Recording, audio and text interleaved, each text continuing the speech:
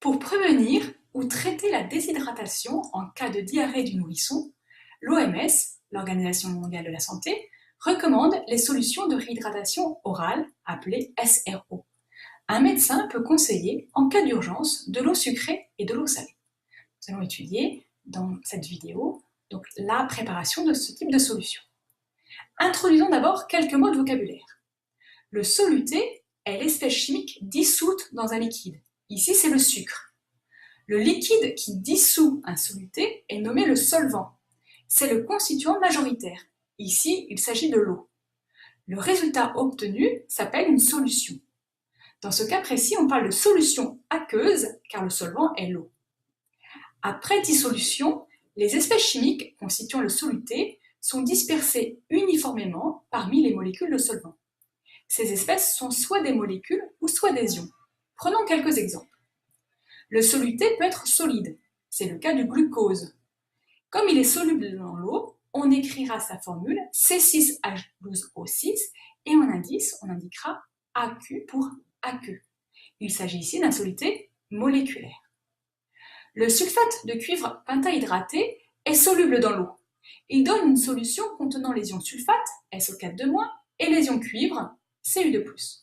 On obtient alors une solution ionique que l'on écrit SO4 en indice aqueux plus C2+ en indice aqueux. Il s'agit donc d'un soluté ionique. Mais le soluté peut également être liquide. C'est le cas de l'éthanol, de formule C2H6O, qui est l'alcool présent dans toutes les boissons alcoolisées. L'éthanol est donc bien évidemment soluble dans l'eau.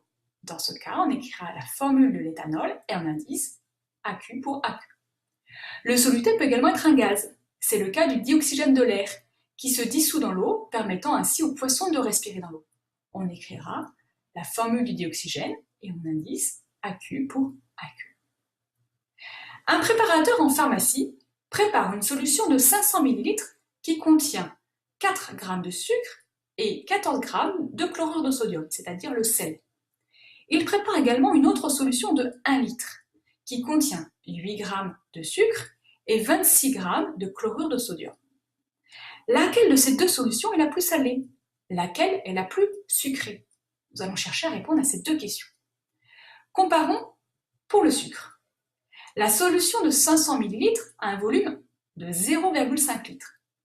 Il y a 4 g pour 0,5 litre, c'est-à-dire 8 g pour 1 litre, puisqu'on multiplie par 2 le volume, on multiplie par 2 la masse.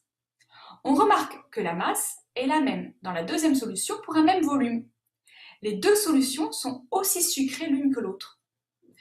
On peut remarquer que la dispersion des molécules de sucre dans la solution est la même. Comparons maintenant pour le sel. Il y a 28 g pour 1 litre dans la première solution et 26 g pour 1 litre dans la deuxième solution. La première est plus salée, même si la masse de sel introduite est plus faible. Il est essentiel de comparer pour un même volume de solution. On va donc introduire la notion de concentration massique. On introduit une certaine masse de soluté et on ajoute un solvant. On cherche à comparer la masse de soluté au volume total de la solution, c'est-à-dire en tenant compte du volume du soluté et du volume d'eau. On calcule donc la concentration massique. La concentration massique est le rapport de la masse de soluté dissous sur le volume de la solution. La concentration massique est égale à la masse de soluté dissous par litre de solution. Disons un petit mot sur les unités.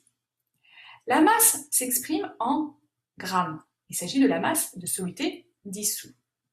Le volume s'exprime en litres. Il s'agit ici du volume total de la solution, en prenant en compte le volume de l'eau, s'il s'agit d'une solution aqueuse, et du volume du soluté.